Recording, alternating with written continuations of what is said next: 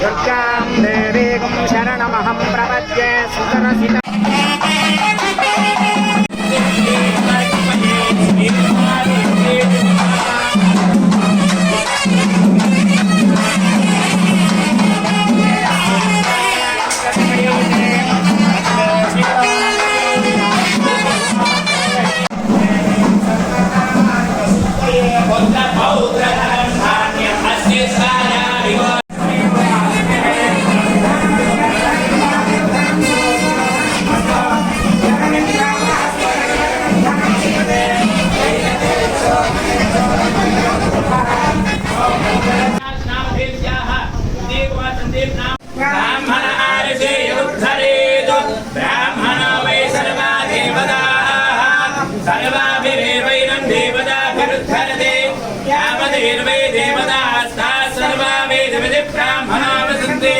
तस्मात् ब्राह्मणेभ्यो वेदविभ्यो दिवे दिवे नमः सूर्यानास्ति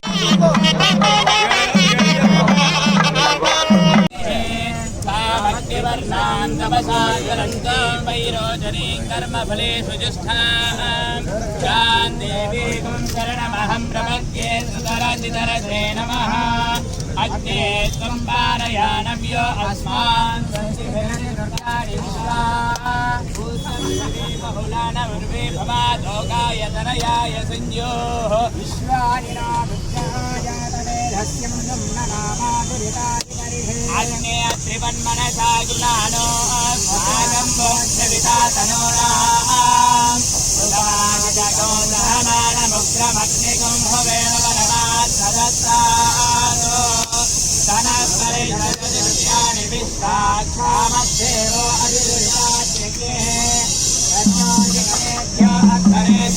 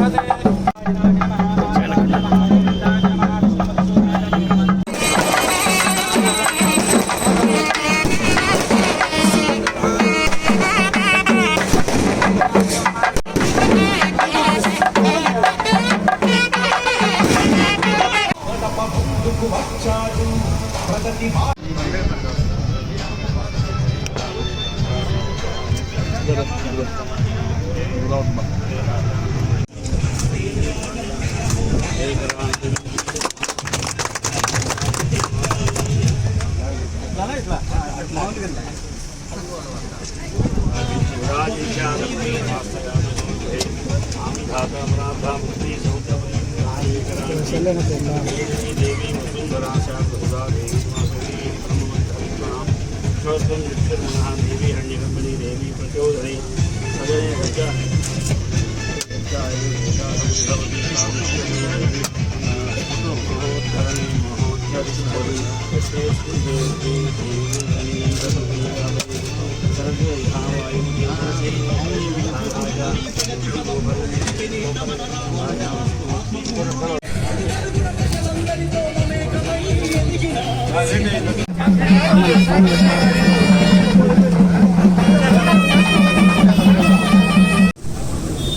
ఈరోజు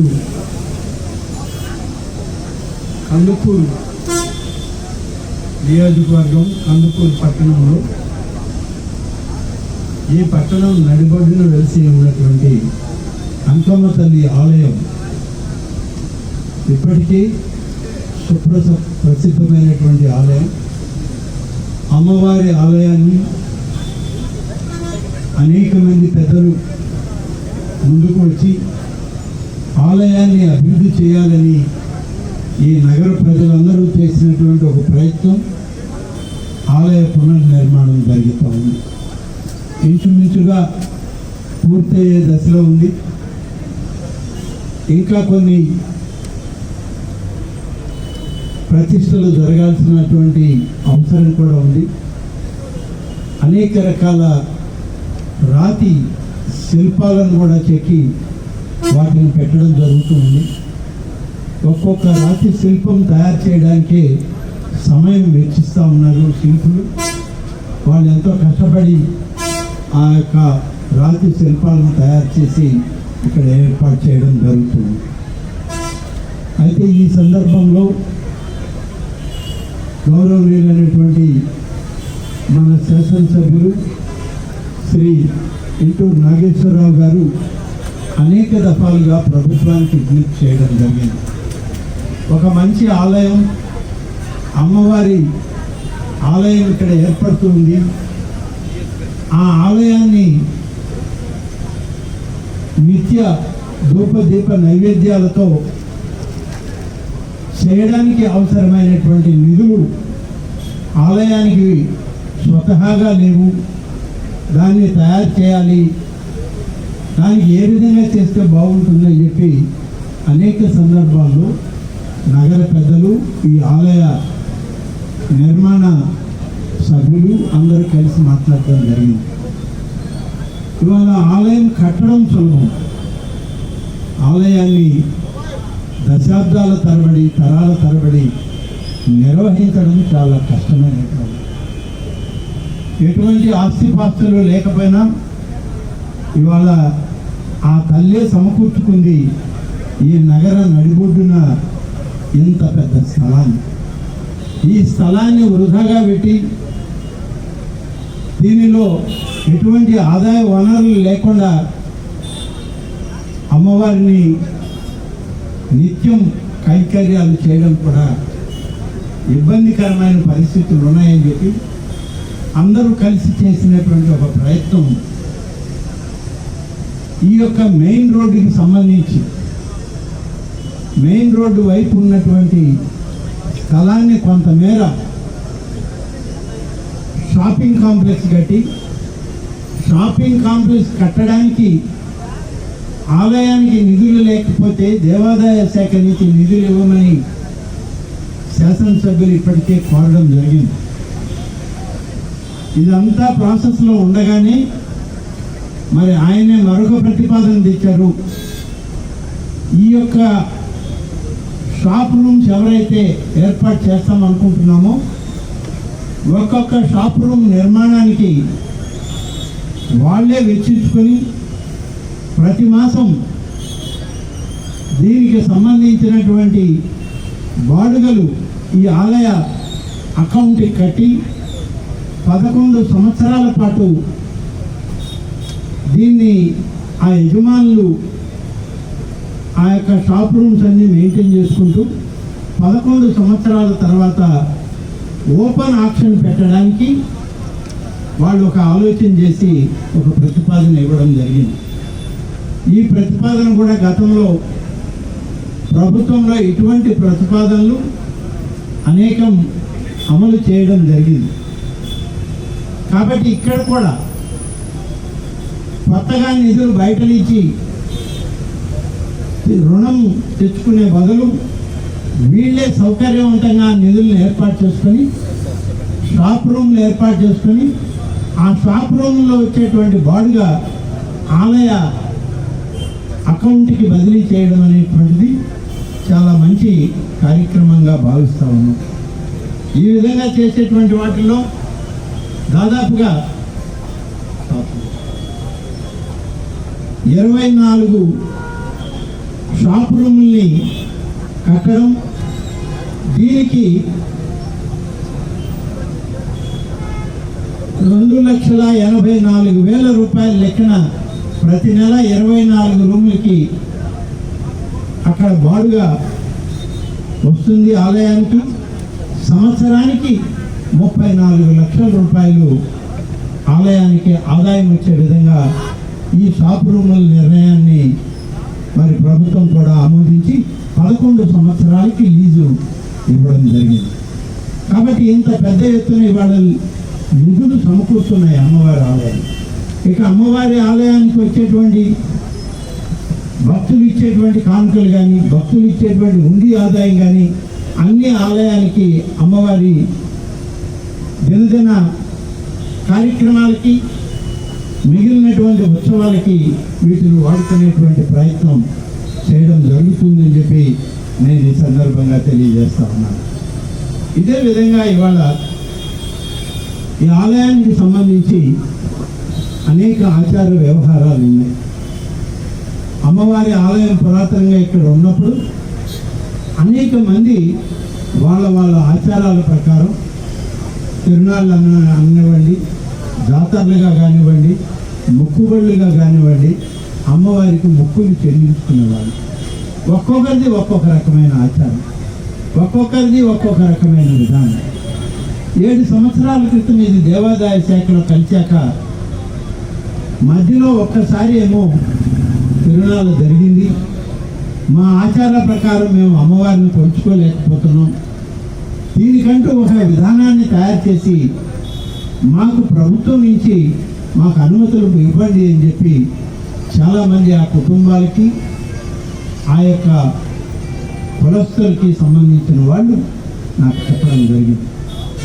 నేను వెంటనే కమిషనర్ గారికి కూడా చెప్పాం, ఇక్కడ ఉన్నటువంటి మా DC, AC అధికారులకు కూడా చెప్తున్నాం. ఈ 26 విధానాలు ఏంటి, 26 విధానాలు ఆచరణ ఏ కుటుంబాలు చేస్తున్నాయి, దీనికి ఎవరు కర్తలు అనేటువంటిది ఇదంతా కూడా లిస్ట్ అవుట్ చేసి, ఆ లిస్ట్ అవుట్ చేసిన తర్వాత వాటిని ఒక రూపకల్పన చేసి ప్రభుత్వమే ఒక విధాన ప్రకటన, ఒక ఆదేశం కూడా ఇవ్వడం జరుగుతుంది. అది ఇక్కడ ఎప్పుడు ఈ తిరునాళ్ళు అనేటువంటిది జరగద్దో, జరిగేటప్పుడంతా కూడా ఈ ఆచార వ్యవహారాల ప్రకారం, ఆగమ శాస్త్రవేత్తల ప్రకారం, ఇక్కడ ఉన్నటువంటి పండితుల యొక్క అమ్మవారి నిత్య కైంకర్యాలు చూసేటువంటి పండితుల యొక్క ఆలోచనల మేరకు ఒక దాన్ని ప్రభుత్వ విధానాన్ని రూపొందించి ఆ విధానాన్ని అమలు చేసే విధంగా త్వరలోనే దీనికి అందరి అనుమతితో ఇక్కడనే దాన్ని బహిర్గేస్తాం, దాన్ని నోటీస్ బోర్డులో పెడతాం, అభ్యంతరాలు అడుగుతాం. అన్నీ తెచ్చుకున్న తర్వాతనే ఒక పూర్తి స్థాయి నివేదిక ఇవ్వడం జరుగుతుంది. ఇవాళ ఇక్కడ మీ ఎమ్మెల్యే గారు కోరిన మీదట తీసుకున్నటువంటి నిర్ణయం, దీనికి కూడా ఒక డాక్యుమెంట్ తయారు చేసి ఇవ్వడం జరిగింది. ఇవాళ అమ్మవారి గుడి కట్టారు, అమ్మవారి ఇక్కడ ఉందనే ఉంది. 7 సంవత్సరాలు ప్రభుత్వానికి స్వాధీనమైందనేది ఉంది. అమ్మవారికి ఏముంది, ఏమి లేదు, ఆస్తిపాస్తులేంటి, అమ్మవారికి నిత్య నైవేద్య కైంకర్యాలను ఎవరు చూడాలి, ఏం చేయాలి అనేది యథనిద్ధంగా ఇంతవరకు ఏ రకమైనటువంటి వివరణ లేదు.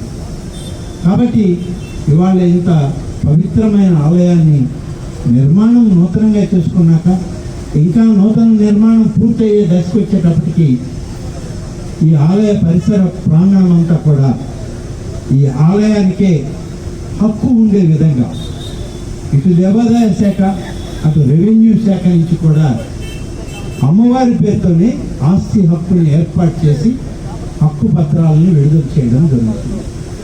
సరే, లీజుదారులే తప్ప శాశ్వత హక్కుదారులు అనేవాళ్ళు ఎవరు ఉండరు. హక్కుదారు అమ్మవారి, ఇది ప్రభుత్వంలో ఉంటుంది.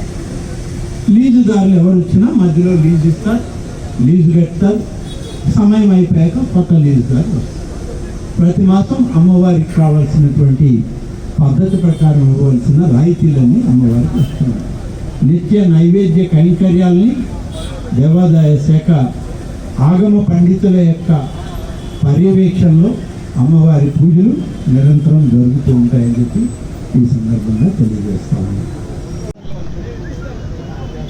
అనేక కొత్త కార్యక్రమాలు దేవాదాయ శాఖలో గౌరవ ముఖ్యమంత్రి శ్రీ చంద్రబాబు నాయుడు గారి నాయకత్వంలో వారు ఇచ్చినటువంటి అనేక సూచనలు తీసుకుని ఇవాళ పనులు మొదలుపెట్టాం. దాదాపుగా ఈ యొక్క 12 మాసాలు గడిచింది ఈ ప్రభుత్వం వచ్చి. ఈ 12 మాసాల్లో ఎన్నికల ప్రణాళికలో ఆనాడు కూటమి నాయకుడిగా, తెలుగుదేశం పార్టీ జాతీయ అధ్యక్షుడిగా ఎన్నికల ప్రణాళికలో ఏదైతే ఆయన వాగ్దానం చేశాడో ఆ వాగ్దానాలన్నింటినీ 100% నెరవేర్చినటువంటి శాఖ ఈ దేవాదాయ శాఖ. ఇందులో అనేక విషయాలు ఉన్నాయి. ముఖ్యంగా ధూపదీప నైవేద్యాలు గతంలో 5,400 మందికి ఇస్తూ వస్తే 5,000 రూపాయలు ఇచ్చేవారు. ఇవాళ ప్రభుత్వం మళ్ళీ తిరిగి మేము ఎన్నికయ్యాక కొత్తగా ఇచ్చే వాళ్ళతోటి కలిపి దాదాపు 10,000 ధూపదీప నైవేద్యాలు ఒక్కొక్కరికి ఒక్కొక్క ఆలయానికి 10,000 రూపాయల లెక్కన ప్రతి నెల విడుదల చేస్తున్నాం. అదేవిధంగా ఇవాళ అర్చకులు ఉన్నారు. 10,000 రూపాయలే గతంలో వాళ్ళకి అర్చకులకి ఇచ్చేటువంటి సంభావన ఉంటే దాన్ని 15,000 రూపాయలకి పెంచుతామన్నాం. 15,000 రూపాయలకి పెంచడం జరిగింది. ఆలయాల్లో వేసేటువంటి పాలక వర్గాలకి అదనంగా 2 సభ్యుల్ని చేర్చి ఒకరు నాయీ బ్రాహ్మణ్, ఒకరు బ్రాహ్మణ్ కమిటీకి అదనంగా 2 సభ్యుల్ని ఇవాళ చట్టాన్ని సవరించి ఒక బ్రాహ్మణ కుటుంబం నుంచి ఒకరిని నాయీ బ్రాహ్మణ కుటుంబం నుంచి కొత్తగా సభ్యుల్ని ఇవ్వడం జరిగింది. ఆ పాలక వర్గాలు ఏర్పాటు కాబోతున్నాయి. వీటితో పాటు ఇవాళ వేద పండితులు ఉన్నారు, వేదం చదువుతున్నారు. వేదం చదివితే ఏం చేయాలి, మాకు వృత్తి ఎట్లా, మేము ఏదో డిగ్రీయో లేకుంటే ఇంకోటో చదివితే ఉద్యోగం వస్తుంది, ఎక్కడైనా అంగట్లో మేము గుమస్తాలుగానే ఉండొచ్చు, కానీ వేదం చదివిన పరిస్థితి ఏంటని ఒక ప్రశ్న అడిగితే వేదం చదివిన వాళ్ళకి 3 సంవత్సరాల పాటు నెలకు 3,000 రూపాయల లెక్కన నిరుద్యోగ సంభావన అనేది ఇస్తామని చెప్పి ఎన్నికల్లో మాటిచ్చి ఇవాళ ఈ రాష్ట్రంలో 6,000 మంది వేద పండితులకి 600 వేద పండితులకి 3,000 రూపాయల లెక్కన ఒక్కొక్కరికి ఇవ్వడం ప్రారంభించాం. ఆ విధంగా ఇస్తూ ఇవాళ నాయీ బ్రాహ్మణులకు కూడా ఆలయాల్లో పనిచేసే వాళ్ళకి ఎంత జీతభత్యాలు వస్తున్నాయంటే ఒకరికి 10,000 అంటారు, ఒకరికి 12,000 అంటారు. సరి సమానమైనటువంటి వేతనం లేదు. కనీసం ఈ నాయీ బ్రాహ్మణులు అనేటువంటి ఆలయాల్లో ఉండే చురుకులకు 25,000 రూపాయల సంభావన రావాలి అని చెప్పి వాళ్ళకి ఆ విధమైనటువంటి కార్యక్రమం చేయండి అని చెప్పి ఇప్పటికే ఆదేశాలు ఇచ్చాం. అది కూడా అమల్లోకి వచ్చాం. వీటన్నిటితో పాటు కామన్ గుడ్ ఫండ్ ఆలయాల పునర్నిర్మాణకు సంబంధించినటువంటి నిధుల ద్వారా ఆలయాలను ప్రారంభించాం. పూర్వం మొదలుపెట్టి నిలిపేసిన ఆలయాలకు కూడా నిధులు ఇస్తున్నాం. ఆ ఆలయాలన్నింటినీ కూడా ఇవాళ పునర్నిర్మాణం చేసి దాదాపుగా ఇవాళ మా దగ్గర పెండింగ్లో ఉన్నటువంటి ఆలయాలకి కావలసినటువంటి డబ్బు 450 నుంచి 500 కోట్ల రూపాయలు ఈ రాష్ట్ర ప్రభుత్వం ఖర్చు చేసి ఇప్పటికే ప్రారంభించి వదిలేసినటువంటి ఆలయాలని పునర్నిర్మాణం చేయడానికి నిధులు సమకూర్చుకున్నామని చెప్పి తెలియజేస్తాను. దీనికి అవసరమైన ఎస్టిమేట్లు మా ఇంజనీరింగ్ అధికారులు తయారు చేస్తున్నారు. ఎస్టిమేట్లు పూర్తవగానే దేవాదాయ శాఖ నుంచి ఇతర మార్గాల గుండా నిధులను సమకూర్చి వెంటనే దీన్ని కూడా ప్రారంభించడానికి అన్ని ఏర్పాట్లు చేస్తాం.